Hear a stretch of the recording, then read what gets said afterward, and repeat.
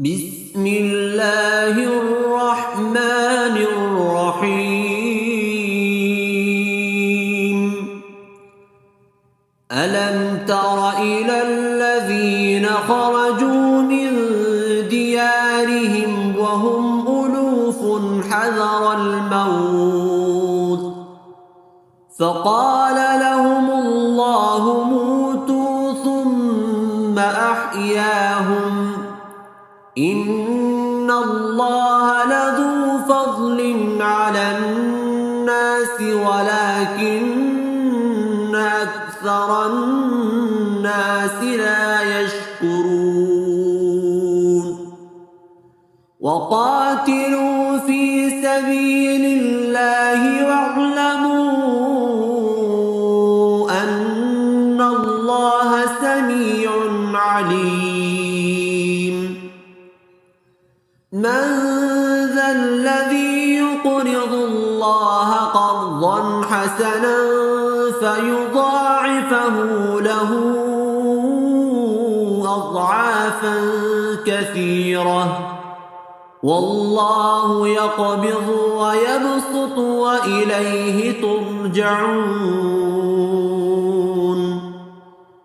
ألم تر إلى الملأ من بني إسرائيل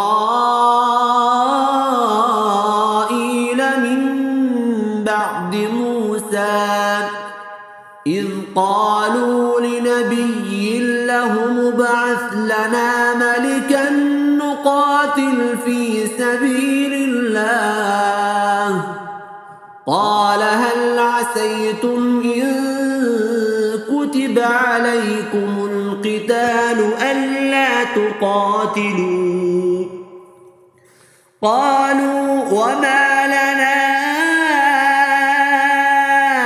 ألا نقاتل في سبيل الله وقد أخرجنا من ديارنا وأبنائنا فلما كتب عليهم القتال تولوا إلا قليلا منهم والله عليم بالظالمين.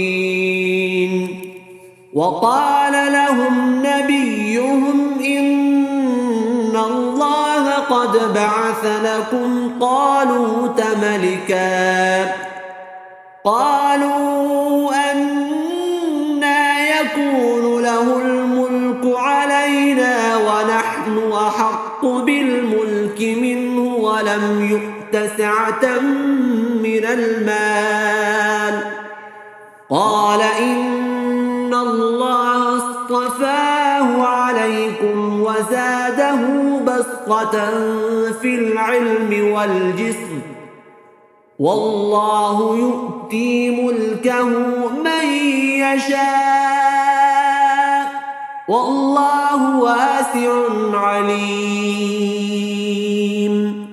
وقال لهم نبيهم إن آية ملكه أن يأتيكم التابوت فيه سكينة من ربكم وبقية مما ترك آل موسى وآل هارون تحمله الملائكة إن في ذلك لآية لكم إن